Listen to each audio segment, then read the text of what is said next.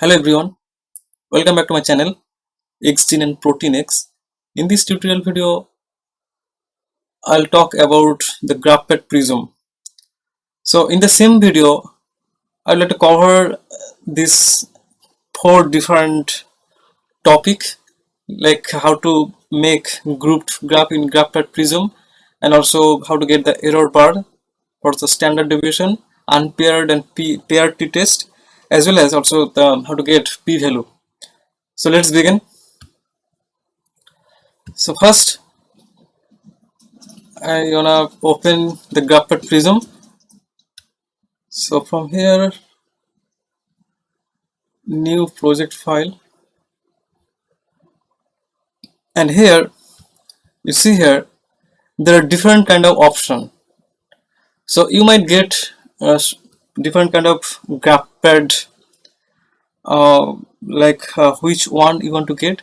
So I would like to go for grouped because I would like to show you here the grouped graph. So it's selected already, and then you have to check this one. Enter 3 replicate values in side by side subcolumns. So minimum 3 values you need for the standard deviation or p-value or error bar for whatever it is statistical analysis. You need at least 3 value. So I choose this one, and then here mean, there are a lot of options. So mean, percentage, like there are different options. So I'm gonna go for mean, HT and number, this one. So after that, create. Then you get this page. So here you have to put the group name. So for example, I would like to put here control, first one, and then X, Y, Z. So next, just I would like to put some random values, like this is 51, 43, 42, this one 35,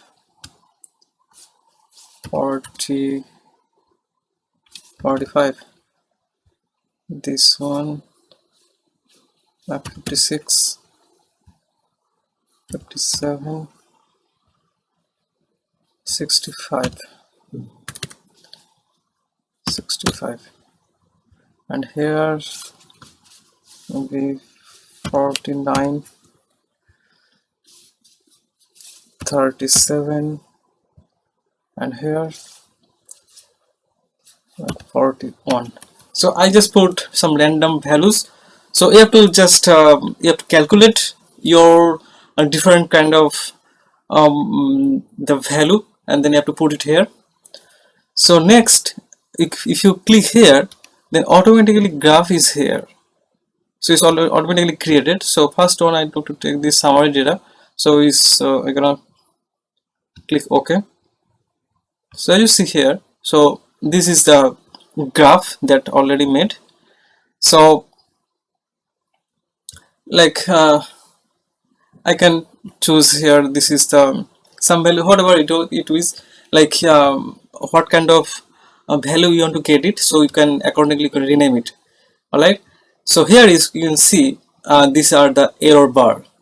Alright, so if you go for that selection, that SD and that one that I showed you at the beginning, then if you choose that one, then you might get this kind of error bar. Alright, and after that I have to go for, and also here you can modify it accordingly. If you want to modify this kind of color, this kind of border, and you can choose accordingly. Alright, so now what I'll do, I'll go for the analysis. So I have to do the analysis, the p-value. Alright, so here analyze, and here you see the column analysis, and here you have to click the t-test and non-parametric test. So if you click here, and then there are the groups that you have that's are showing here. So first, one by one you have to do, like yeah, first you have to compare like control and one group. So first I would like to compare these two groups, control and X group, and then OK. Then you will get this window, and here is the unpaired and paired test, paired t-test. So this is actually the paired t-test is designed to compare under same group, but the unpaired t-test, it's compare the two independent different groups. So I am looking for, I am just, my groups are different, right? Individual different group. So this is what, this is unpaired, it's selected. So then OK, and then you will get this window, and here is the analysis report. So as you see here, that p-value, this one the p-value, and the p-value summary is the non-significant. So there is no significant, there is no significance in between that control and that X group. So if I go for the another one, for example, I would like to, so both of like in this, all of this comparison you have to make. So then I'll make this one control and then Y group, and then OK. Sorry, I have to select it first. You have to select it first. So from here, analysis, column, and then t-test, and then select here, and then OK. So we'll get this option. So it's the same, unpaired, and as you see here, here is the p-value is significant. It's showing is significant. The p-value is 0.0254.